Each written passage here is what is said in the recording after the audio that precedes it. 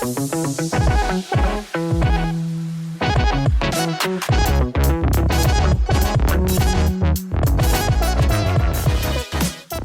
welcome to episode 66 of the Anders podcast. My name's James. And my name is Daniel. And my name's Yan. I'm Minnie.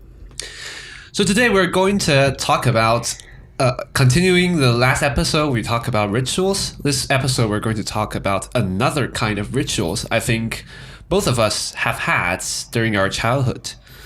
So the ritual is the flag ceremony. Flag ceremony. Yay. Wow. So I think everyone have this kind of... Everyone has this experience during our childhood, right? I Yeah. hate Yeah. it. Yeah. So Taiwanese students, we are asked to join the morning assembly or the flag We are ceremony. forced to join the morning ceremony. Yeah. Because Yeah. we It's a must. have to go. Yeah, it's mandatory. Yeah, so like I think some schools every day and some schools like twice or three times a week. Yeah. So we have to, no matter it is summer or it's winter, maybe no matter it's freezing or it's the sun is burning, we have to stand there and listen to the speech of our teachers. So I remember because we have assembly on Tuesday, every Tuesday when I was in elementary school. Yeah. So I remember always hoping Tuesday to be rainy day. Yeah. So that we won't have assembly. And We so that's when there's what I rain. remember of assembly. Yeah. So I will get a debrief to you listeners how the ceremony goes. Yeah, okay. Like, So in my school, in my school, we have to like line up together, and we have to there was some like military like directions you have to, like in the army, you have to you're like attention, Yeah. and like eyes on rights, and you have to like line up very perfectly with If you moved, you will be yelled at or something. You will be scolded, and then finally they'll say that you can be at ease, and the at ease is not actually at ease because you have to like stay in some kind of form. You have to cross your hands behind your back or something. Yes. Some poses. Yeah, and then there's the marching band will come. And they will striking the tune, and the school administration staff, I think they take turns to be the chairman of the ceremony, and they will give a speech, and they will just say some like nonsense. Yes. And then Very annoying. And then the flag ceremony, we have to salute to the flag, our founding the fathers. ROC flag. Yeah, the founding fathers. Founding First, the founding fathers, fathers. Of Sun Yat-sen, of the founding father of China, Republic of China. China. And then we have to the flag will be raised, and we have to salute to the flag, and we will sing the song, the flag anthem. I think. National anthem. Yeah. National anthem. And we have two songs. We have two anthems. One is the national one, and one is the Which we flag sing, one. and the flag song, which I think they just play it. Yeah. Basically. We will. Yeah. Yeah. Every school or every like institution, we have different way of doing this. So, what I wanted to talk about is, I think everyone hate that, right?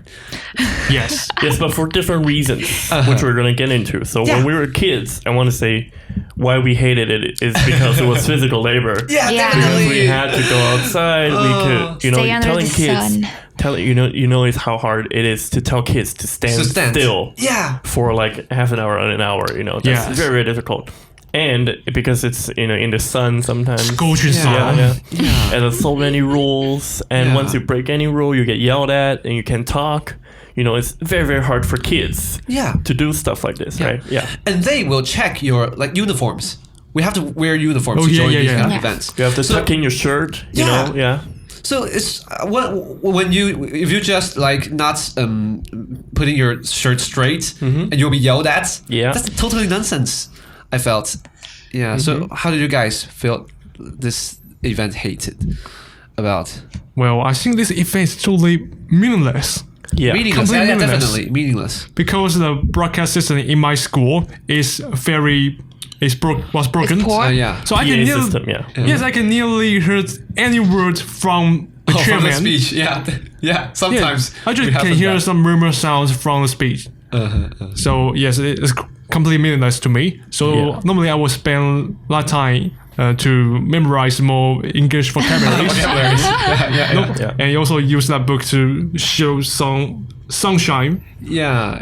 So at the time when I was a kid, I hated it because we had to stay in the sun, right? But now I hate it because of another reason, related to that. Because I think this sort of ceremony, when used in the military, is used to de-individualize every person, right? Yeah. Oh, yes. But as a kid, do you really need to be de-individualized? Is it is it bad? Is it detrimental for a kid's development? That's my teacher will say that this ceremony will teach you how to follow some discipline. Discipline, they will say discipline, that. But it's bullshit. I think discipline is really crucial to everyone's life. But the disciplines of controlling yourself and making yourself do the things that you felt meaningful is different from asking people to standing still under the sun. Yes. Yeah, that's more like obedience. Like that's not forcing discipline. you to obey. And that cuts away the personal character development. For young kids. Yeah, and I thought that teachers try to build some authorities during these kind of ceremonies. They will yell at students because they fail to follow the rules, that they have to stand straight or follow the direction.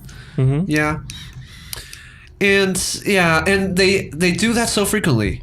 I don't know why we have to hold these kind of events. I think it still happens today, right? Yeah, till this day. I think elementary school kids still have to go through all this.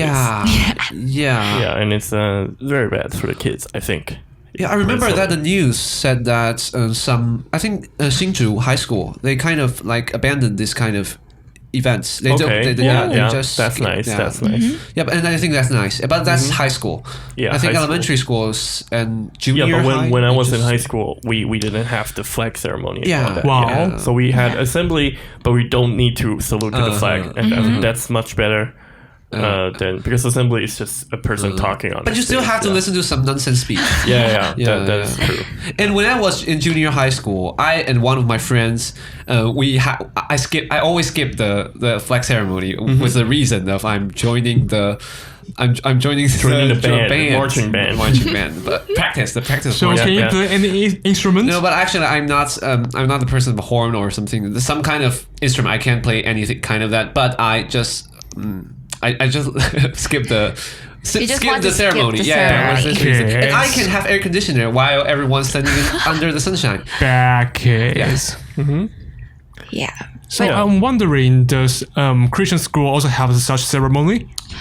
Yeah, we do, and we actually still have to salute to the Sun Yat-sen's photo. The founding father. But the rundown is pretty different. Like we still pray and we sing like the national anthem too. But after that we sing.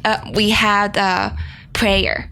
We prayer to the world or to the upcoming events in the school. And I'm actually the master of the ceremony for years. Wow. So I have to be really familiar with the rundown. Yeah, but there's a turning point for me. I'm not sure whether it's in junior high or senior high. I have a friend and she never bows to Sun Yat-sen's photo. And at first I'm a bit curious about why, and then I talked to her.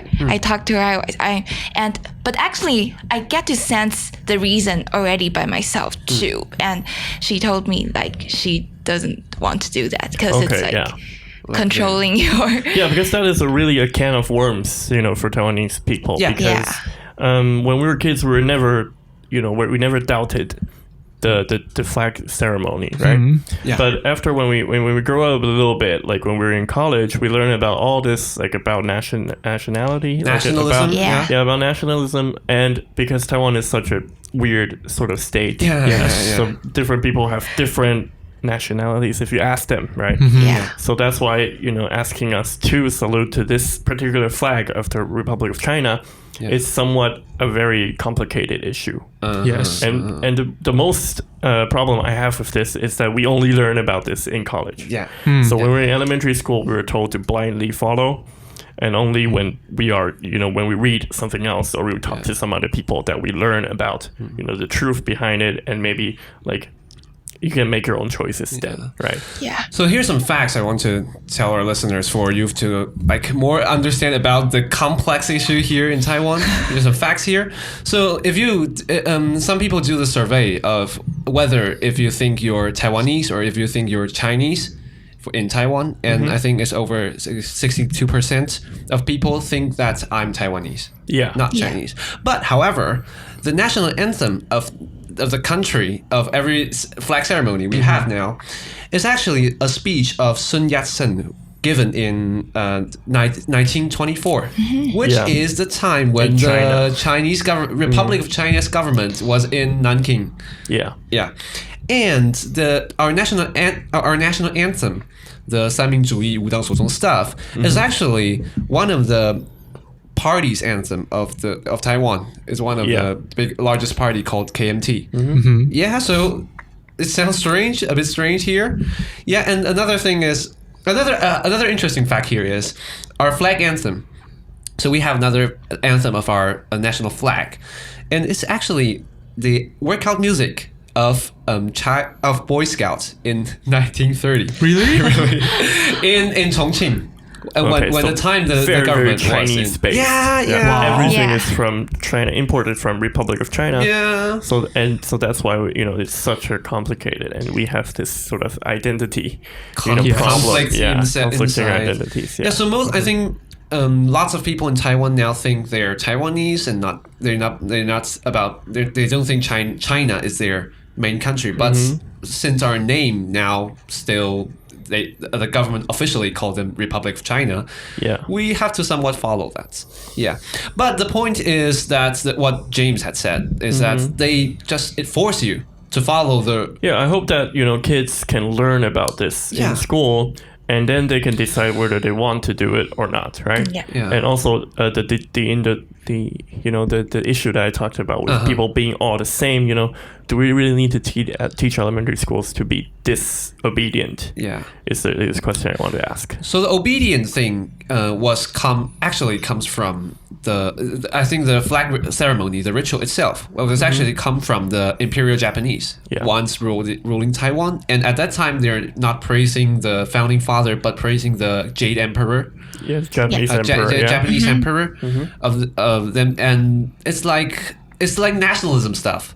They believe that if everyone should follow the holy instruction of our perfect man. Because there was war at the time, and a lot of different different situations. It's like a propaganda or brainwash. And so that really has no place in modern society, I think. So here's still a historical issue.